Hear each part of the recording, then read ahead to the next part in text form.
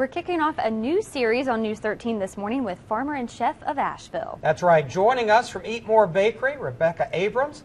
Thanks for being here. Thank you. You're the owner of the business there. And tell us about the new cookbook you have right here. Yes. Farmer and Chef Asheville, I was approached at a farmer's market to contribute a gluten-free recipe. Right.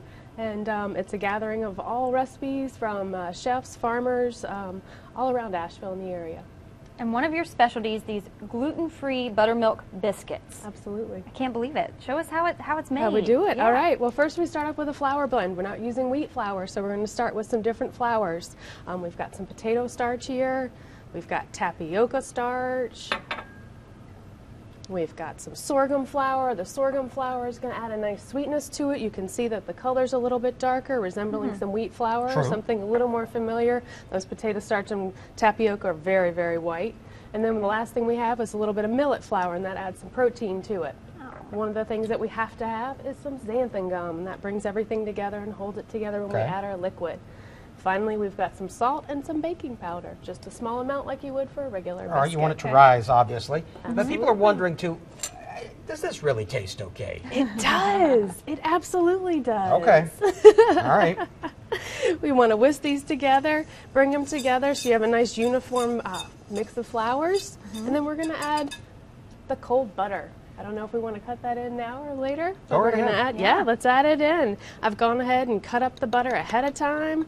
We'll just add it in. And how much butter is that, roughly? It's about 6 ounces, so a stick and a half. Okay. And gluten-free is becoming more and more popular. A lot of people, of course, have celiac disease. Absolutely. Other health issues. They're being more and more concerned about their health. This is really catching on. Absolutely. My business is doing well. Gluten-free is doing well. The products that are out there are getting better and better. Absolutely. All right, you got the butter in? We have the butter in. Okay. I'm going to use this tool. You could use a food processor. You could use a KitchenAid mixer. Some people even use a fork or their fingers. All you want to do is make sure this cold, cold butter gets incorporated really well into the dry flours. So you can't overmix it?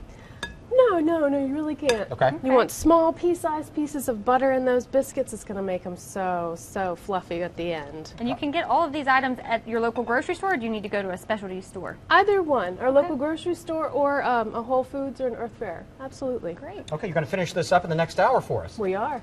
Thanks so much for being here. Thank you. 5:55, we'll be right back.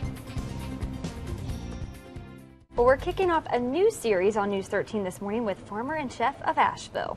Joining us from Eat More Bakery, the owner, Rebecca Abrams. Thanks for being here. Thank you. You're a part of this great new cookbook right here that we have, Farmer and Chef Asheville.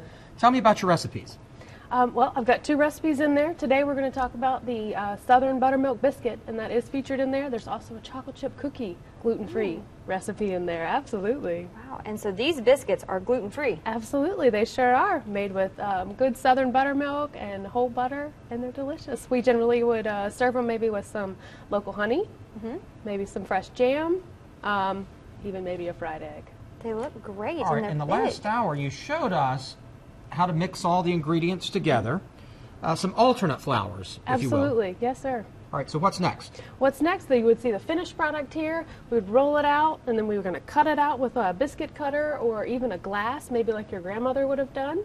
We're going to end up with this biscuit here that is unbaked and ready to go. Wow. We put it in the oven about 20 minutes at 400, a nice hot oven, and you're going to end up with the final product here. That is a big biscuit. That is big. A big biscuit.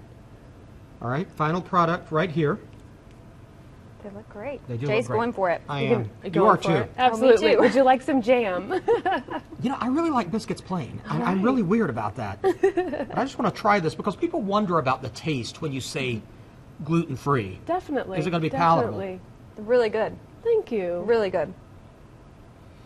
Perfect with some honey. I wouldn't some know jam. it was gluten-free. No. That's great. Thank you. It's a darker color maybe than some other typical biscuits, but maybe the flour. That's the reason, right? Absolutely. We've got sorghum flour in there and millet flour. Those have a little bit darker color. Going to offer just a little bit different color, but the flavor should be what strikes me about it? The thing that my grandmother used to make in the Deep South, hoe cakes. Absolutely. And it has that flavor to it. Nice sweetness to it. Yes. Absolutely, yeah. They're great. Perfect These for come breakfast. together really well. Tell us about the gluten-free movement, though. For some people, it's a trend, but for others, it's a must for their health. It's a must. I've had so many people come to me and thank me for what I'm doing and creating some really tasty things, breads and biscuits, those sorts of things. We have folks that have arthritis and muscle inflammation, those sorts of things, and they take gluten out of their diet and things are improving.